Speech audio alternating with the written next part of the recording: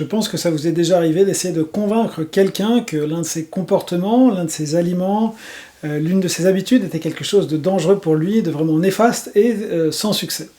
Et souvent, avec nous-mêmes, eh bien, nous avons cette même auto-illusion, on a ces mêmes addictions, on a l'impression qu'une chose qui vraiment nous fait du mal est bénéfique parce qu'on est en état d'addiction, ça répond à quelque chose de très profond en nous, et on ne se rend pas compte qu'il y aurait d'autres façons beaucoup plus saines, beaucoup plus durables, beaucoup plus agréables de remplir ce même besoin. Je fais donc cette vidéo parce que j'ai l'habitude de dire à mes clients qui me décrivent une certaine relation où il n'y a pas de réciprocité, où il y a des comportements violents, où il peut y avoir du mensonge, par exemple, que cette relation n'est pas bonne pour eux. Et je sais que bien souvent, malgré tout, les clients restent dans cette relation qui leur fait du mal parce que c'est devenu leur drogue principale. Donc, pour aider des personnes qui seraient dans cette situation, et j'y ai été aussi, je sais vraiment ce que c'est de manquer cruellement d'objectivité dans ces moments où vous avez l'impression d'avoir trouvé un paradis, mais qui, comme disait Baudelaire, est un paradis artificiel en fait. Vous êtes sous perfusion de cocaïne, d'héroïne, et vous vous sentez bien une partie du temps et mal le reste du temps. Ce n'est pas l'amour véritable, et on va voir exactement comment débusquer cet amour qui vous fait souffrir. Allez, on y va pour ces 7 red flags de la relation toxique. Et le plus grand red flag qu'on puisse imaginer, donc je vous fais mon propre classement qui dépend donc de ma sensibilité, mais aussi de comment je vois l'importance des choses dans la vie humaine, donc ça va être un classement original. La chose la pire que vous puissiez perdre de façon générale, c'est votre identité. Il y a ce Dieu de l'Ancien Testament qui apparaît à Moïse et qui se présente comme étant le « je suis ». Donc on comprend que Dieu, finalement, c'est celui qui apporte l'identité, celui qui apporte l'être, celui qui apporte le « je suis ». Et de la même façon, toute la vie humaine, finalement, c'est le développement de notre « je suis », c'est le développement de notre identité. Donc la pire chose que vous puissiez vous infliger dans une relation, et la pire chose qui puisse se passer pour quelqu'un dans une relation, eh bien c'est cette perte d'identité. Alors, pourquoi on est amené à perdre notre identité? Eh bien souvent parce que dans un premier temps, nous ne l'avions pas définie de façon claire. Nous ne l'avions pas perçue comme quelque chose d'important. Nous n'avions pas fait une priorité dans notre vie d'être authentiquement nous-mêmes. Et quand on rencontre quelqu'un qui, pour des raisons liées souvent à ses peurs, notamment à son besoin de contrôle matériel, contrôle émotionnel, eh bien cette personne va nous demander de façon parfois insidieuse, parfois progressive, de devenir une autre personne que celle qu'on était. On était trop sensible, et elle veut une personne plus affirmée, plus contrôlante de ses émotions. On était trop rêveur, elle veut une personne pragmatique.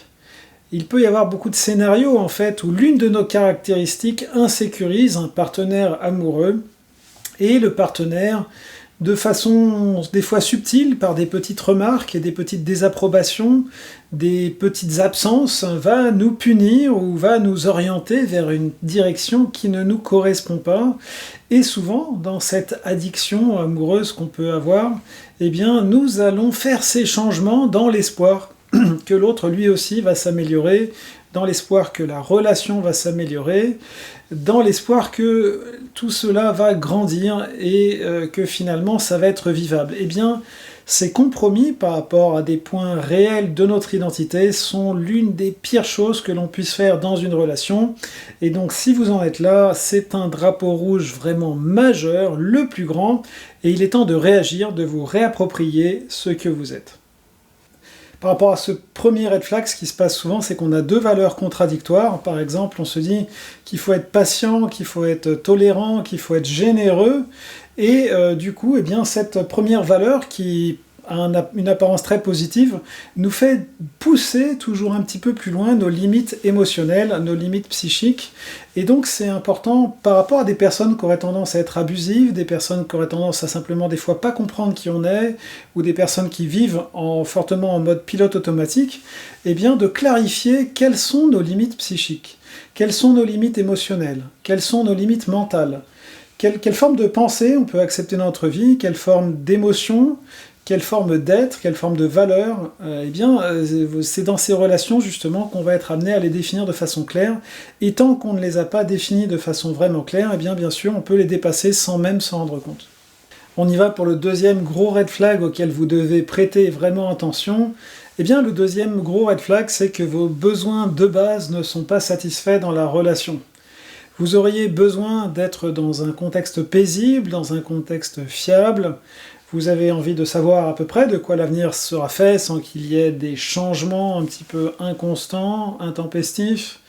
Vous avez besoin de vous sentir aimé, vous avez besoin de pouvoir communiquer, vous avez besoin de clarté, vous avez besoin de savoir qui est en face, etc. Et ces besoins ne sont pas satisfaits.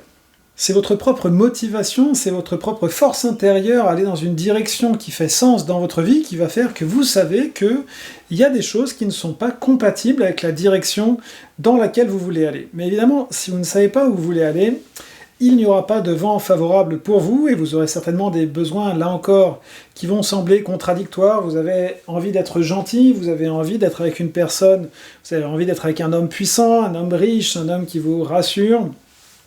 Et donc vous allez faire l'impasse sur d'autres besoins que vous avez, parce que finalement vous êtes dans cette confusion intérieure par rapport à vos besoins. Donc, comme pour mon premier red flag, ce red flag, vous allez seulement pouvoir l'identifier une fois que vous aurez réellement hiérarchisé vos besoins et que vous serez au clair sur quels sont vos besoins principaux sur lesquels vous ne pouvez pas transiger et quelles sont les frontières de votre territoire d'âme, quelles sont les frontières de votre mission de vie dans lesquelles en aucun cas vous devez laisser quelqu'un rentrer. C'est souvent parce qu'on est en fait démotivé par rapport à notre propre mission de vie qu'on va laisser quelqu'un utiliser l'énergie que nous-mêmes on n'utilise pas. Un petit peu comme si vous ne mangez pas du pain, si vous ne mangez pas un fruit, finalement ce sont les bactéries qui vont finir par les manger. C'est exactement la même chose qui se passe dans les relations. Quand on est trop perdu dans notre propre direction, on attire des personnes qui vont dériver avec nous dans des directions qui ne correspondent pas à nos besoins réels. Troisième gros red flag qui doit vous montrer que vous aussi vous êtes passé en pilote automatique, vous aussi vous avez perdu les manettes de votre vie, c'est quand dans la relation il y a des choses sombres, des choses maléfiques on pourrait dire qui se passent, telles que la violence psychologique, violence verbale, violence même physique. Quand il y a du mensonge, quand il y a de la tromperie, quand il y a de la manipulation, toutes ces choses sombres en fait, où quelque part l'autre n'est pas au service de construire des choses, mais vraiment en train d'accaparer, en train de vouloir des choses pour lui. On est bien d'accord que dans chaque journée, on fait tous des erreurs, on peut avoir un moment d'humeur, on peut être dépassé par une situation occasionnellement, mais évidemment, quand ça se reproduit tous les jours, vous êtes en enfer en fait, vous êtes dans quelque chose de sombre, vous êtes fait avaler par une baleine comme le prophète Job, et donc il est temps de vous demander quelle est la mission, là encore, que j'ai négligée. On m'avait envoyé faire quelque chose, je ne l'ai pas fait, et pour me rappeler que je ne suis pas au bon endroit, on m'a fait avaler par une baleine, par un léviathan, et je me retrouve dans cet enfer où finalement il se passe des trucs absolument délirants tous les jours, cette violence un petit peu gratuite, cette tromperie. Voilà, c'est vraiment une occasion de réagir, ces comportements violents d'un partenaire, et bien sûr que vous pouvez dans un premier temps chercher des solutions, mais si au bout de quelques mois les solutions n'ont pas été trouvées, il est temps vraiment de partir. C'est une sorte de règle de la vie qu'une chose qui s'est passée 3 fois n'est pas hasardeuse, mais répond à la réunion d'un certain nombre de critères, de causes, et que tant que ces causes ne sont pas changées, la chose va se reproduire indéfiniment. Donc n'attendez pas de miracle tant que vous n'avez pas identifié les causes, ou si vous n'avez pas la capacité de les changer. Quatrième énorme red flag, qui est rarement décrit de façon aussi simple, mais je pense que c'est important de dire les choses de façon claire, de façon directe. Quatrième gros red flag, la personne avec qui vous êtes est une personne égoïste. Ne comptez pas sur le fait que ça change, encore moins que dans le cas des 3 premiers red flags, ça a une chance de changer. Il n'y a pas de bonne raison de rester avec une personne égoïste. Une personne égoïste, c'est une personne qui va suivre ses propres instincts, qui va suivre ses propres pulsions, qui par cet égoïsme va générer des choses négatives, donc CF le flag numéro 3, Et c'est à vous de prendre vos distances, il n'y a pas d'autre solution par rapport à ça. J'en ai parlé dans toutes mes vidéos précédentes sur le pervers narcissique, le narcissique pathologique. Regardez-les, vous verrez, j'ai expliqué en détail pourquoi on est attiré par ces profils. Et j'enfonce bien le clou, une personne égoïste, c'est une personne pour laquelle vous n'êtes simplement pas dans la liste des priorités. Vous y êtes de façon secondaire parce que de temps en temps il faut vous faire plaisir pour ne pas vous perdre, mais de façon consciente, de façon volontaire, vous n'êtes pas dans la liste des priorités de cette personne. La seule raison de rester avec une personne égoïste, donc qui va faire passer ses besoins avant ceux des autres, et notamment avant les vôtres, eh bien c'est donc votre ego qui veut certaines gratifications que vous apporte cette personne. Mais dans la réalité des choses, cette relation n'a strictement aucun sens, puisque cette personne ne vous aime pas, cette personne ne s'intéresse pas à vous, à moins donc qu'elle fasse une priorité de vous à la même hauteur qu'elle-même. Ce qui est important aussi de comprendre dans l'économie générale de la vie, c'est que parce que notre ego nous attire vers des personnes qui ont quelque chose de savoureux, quelque chose qui nous fait plaisir, quelque chose qui comble un vide, quelque chose qui satisfait nos blessures égotiques, eh bien, on n'est pas du coup avec les bonnes personnes. Et c'est donc toute la vie qui est un peu bloquée par ça, c'est-à-dire que les personnes gentilles sont avec des personnes plutôt malfaisantes, ou en tout cas égoïstes, au lieu d'être ensemble et de pouvoir ensemble construire un monde meilleur. Et si vous n'êtes pas conscient, en fait, que dans ces relations un petit peu bizarres, un petit peu toxiques, vous êtes en train d'alimenter un serpent, un dragon, un dinosaure, eh bien, c'est de l'énergie qui part vers ces actions destructrices, au lieu de partir. Si vous aviez la patience de trouver un partenaire qui réellement veut les mêmes choses profondes que vous, eh bien, votre énergie que vous investissez donc vers ces choses sombres, même si c'est de façon indirecte, même si c'est pas votre volonté, c'est ce que vous faites, vous pourriez tout aussi bien l'investir vers un partenaire qui, lui, a des vraies volontés de faire des choses positives dans le monde, et ça changerait beaucoup. Mon 5e red flag, qui doit vous indiquer qu'il y a quelque chose de pas très net dans votre couple, ce sont des conflits qui se répètent. Les conflits montrent qu'il y a un besoin d'adaptation de l'un avec l'autre, ou des deux ensemble, pour que les besoins de chacun soient satisfaits. Évidemment qu'avec une personne égoïste, il n'y aura pas d'adaptation de l'autre avec vous, et donc très naturellement des conflits vont être générés, ne pourront pas être résolus puisque la personne égoïste ne voudra pas changer ses habitudes, ne voudra pas changer ce qui pour l'instant lui donne l'impression de lui faire du bien. Mais profondément, si vous êtes aligné avec vous-même, et c'est là une grande question, est-ce que réellement vous êtes aligné avec vous-même, ou bien est-ce que la relation est en train de vous montrer à l'extérieur un dysfonctionnement que vous avez à l'intérieur? Par rapport à ce red flag des conflits, le premier point, comme pour les autres red flags, c'est déjà d'être dans une clarté avec vous-même. Vous ne pouvez pas exiger de l'autre de savoir ce que vous voulez si vous ne savez pas ce que vous voulez. Vous ne pouvez pas exiger de l'autre d'être lumineux si vous-même vous n'êtes pas très lumineux. Mais à supposer que vous l'êtes, eh bien, vous n'avez pas de raison de tolérer de vivre dans des situations de conflit. La maison doit être un lieu paisible, la maison doit être un lieu de ressourcement qui vous permet de travailler à l'extérieur, et c'est tout à fait inacceptable qu'il y ait des conflits qui se répètent. Soit il y a une solution, soit c'est stop. 6e red flag important, la vision des choses est très différente. Ici, évidemment, on va revenir toujours à un excès d'ego dans la relation, donc regardez si c'est le vôtre. Si c'est votre ego qui bloque par rapport à rentrer dans la vision de l'autre, vous avez une solution.